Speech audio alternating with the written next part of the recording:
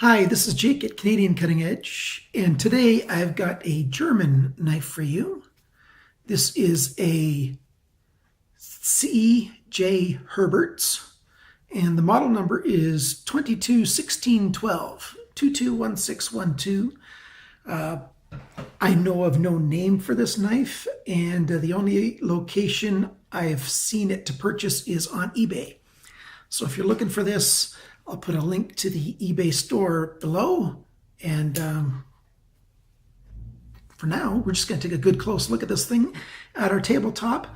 I do like me a black wash knife. So hang on and let's get this thing checked out.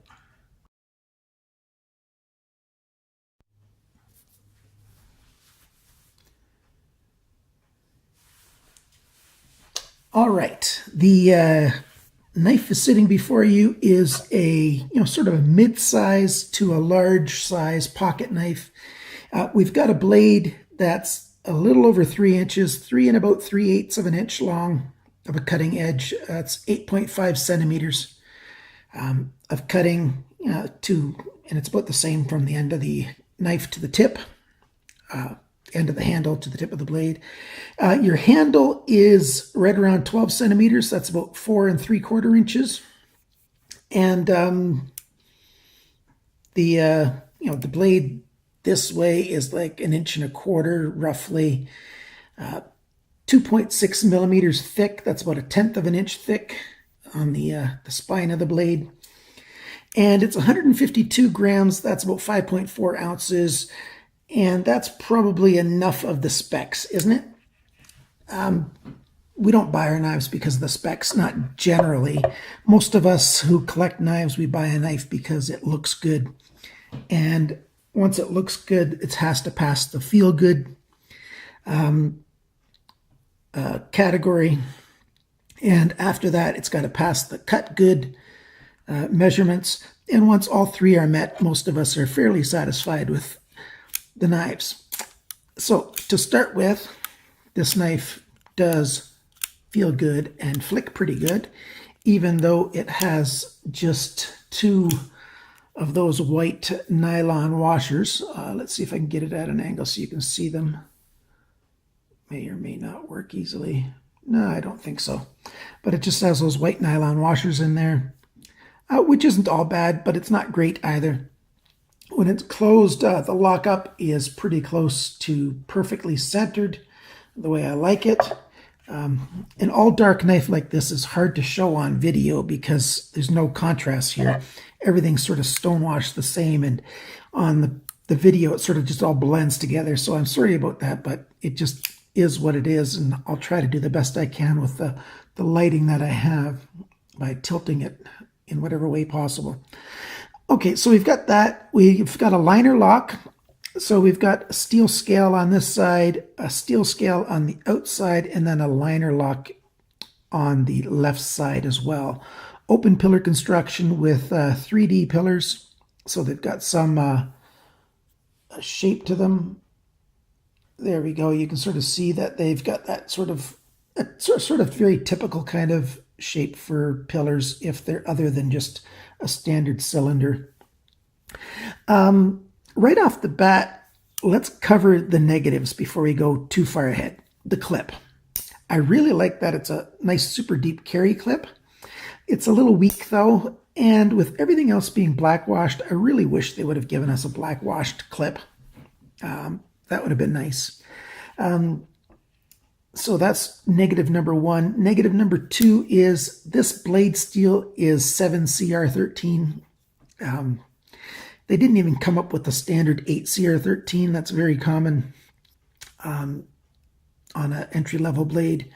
So I wish it would have had a different steel, a little bit better steel, but it's not terrible, especially at a knife that's coming in at $16 US with free shipping. So that's not too bad. But so we've got the clip, we've got the steel, and we've got the weight. It's just a little bit too heavy. I think they could have saved a lot of weight and made it a very good feeling knife if they would have made it a frame lock. And instead of putting this liner lock, that whole layer in there, just do away with it and the knife would, I think, be a better knife to start with. I like frame locks better than liner locks, although this liner lock does lock up very adequately, and it functions just fine. There's nothing wrong with it except for the weight that it contributes. Okay, let's get on with some of the good stuff. I love this blade shape. It's a very common, simple blade shape. You've got a drop point with a swedge on a hollow grind.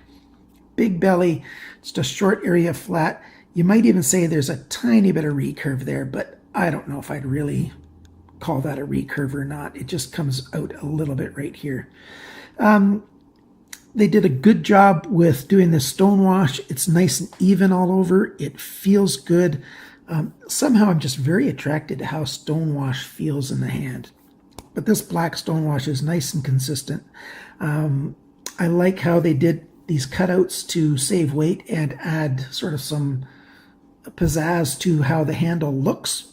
That's really good.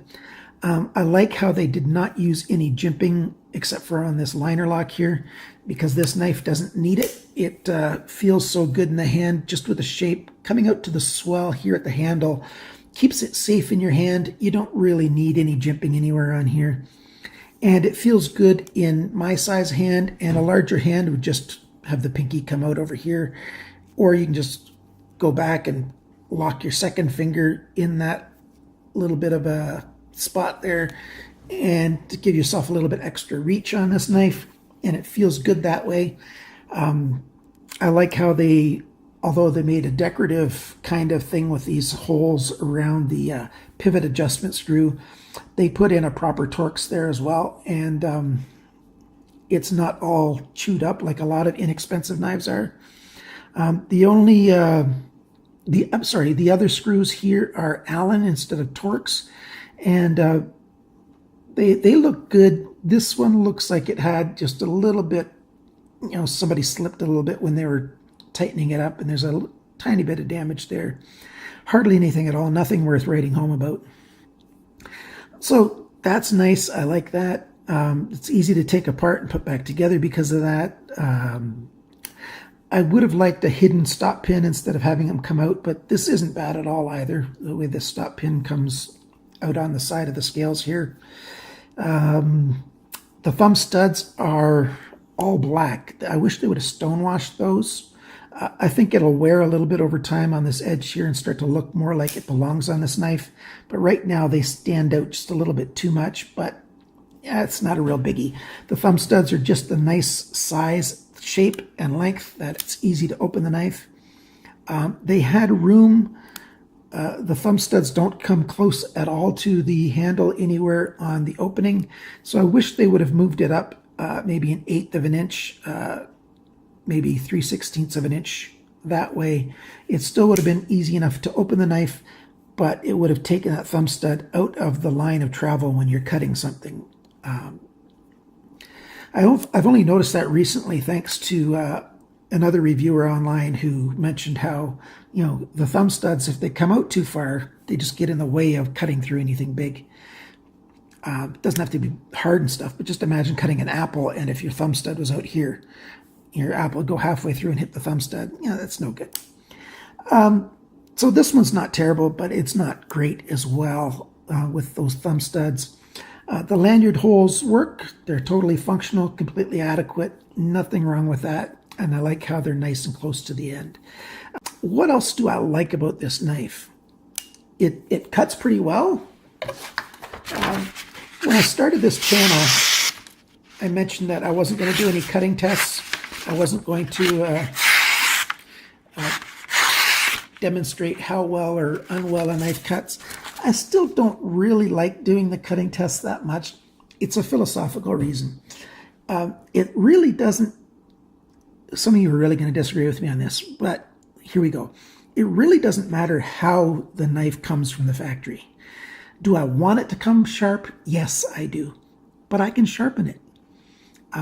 So if a knife can be sharpened well, that's good enough for me, generally speaking. I want it to come sharp, but it's not like a purchase killer. It's not something that's going to make me say, hey, I don't want that knife because when so-and-so bought one, it came with a blade that was substandard sharpness. It's really not that big of a deal. I can sharpen a blade. So if the steel can be sharpened well, and if the grind isn't too far wonky or anything, so like this one, the grind comes a little higher on this side than it does on that side. I can fix that at sharpening time because it's not too far off. But yes, that's a negative. It's just not huge. Can this thing cut okay? Yes, and so I do the demonstration of some of these cuts because a lot of you want to see that kind of thing, and so I would like to oblige you guys because you make your decisions based on how sharp the knife comes, at least in part, on how sharp the knife comes from the factory. So you want it to, oh, I slid that one terribly. It doesn't really have a problem cutting. I just did a poor job because I was just looking up at the LCD on my camera while I was trying to cut, and that was what that mess up on that cut was. It's not the fault of the blade. It cuts, just fine. There's nothing wrong with this knife in terms of its, how well it cuts for the steel that it is. For being 7 CR13 MOV, it's an adequate. They did a decent enough job on the hardness on it. It comes to, what did I think? What do I say? It said I think 58 on the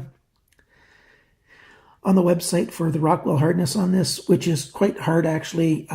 It's probably really closer to a 56. Actually, I should double check on the website. It might have said 56. Sometimes my brain, the round numbers, the 6 and the 8 look similar. It's a good knife. I like this knife. I'd suggest this knife to somebody who's just into collecting, or anybody who likes to collect really low-cost knives. We generally see an awful lot of American brands for knives, and we see a lot of Chinese brands for knives, and we miss out on the Germany brands. Germany makes an awful lot of really good knives, and it's worth checking out that market.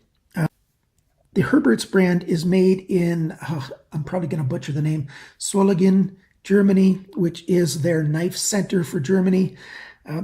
The majority of German knife factories are in that city, in that region, and so it's known to be the knife capital of Germany, and it's worth checking out the knives that come from there.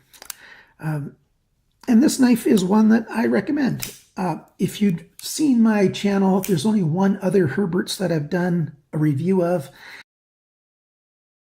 and that was a knife that I called a camp food